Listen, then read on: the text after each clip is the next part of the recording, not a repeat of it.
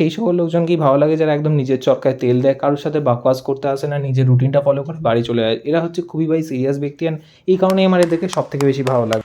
এদের যদি তুমি কখনো জিজ্ঞাসা করো যে এরা জিম কেন স্টার্ট করেছিল, ভাই এদের কোনো একটা হার্ট ব্রেকিং স্টোরি থাকবে। হয়তো এরা ছোটোবেলায় স্কুলে কারোর কাছে বুলি হয়েছিল, কোনো রিলেটিভ খারাপ কথা বলেছিল, বা হয়তো ব্রেকআপ হয়ে গেছে, সেই লোনলিনেস কাটাতে জিমে আসেন, বাকিটা হিস্ট্রি।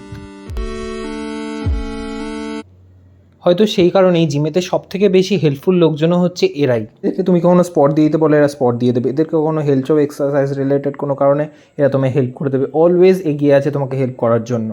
আগের জিমটা থেকে এক্সপিরিয়েন্স নেই, এই কনক্লুশনটা টানতেই পারি ফাইনাল। অলওয়েজ নিজের হেলথকে টপ প্রায়োরিটি রাখো, কখনো নিজের হেলথ নিয়ে কম্প্রোমাইজ করো। কিছু টাকা এক্সট্রা লাগুক, কিন্তু অলওয়েজ একটা টপ নচ জিম চুজ করো যেখানে একটা রেগুলার ট্রেনার পাবে যে তোমায় অলওয়েজ হেল্প করার জন্য আছে।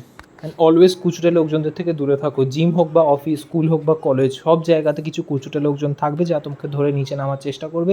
তাদের থেকে এড়িয়ে চলো, ভালো লোকজনদের সাথে বেছে বেছে মেশো।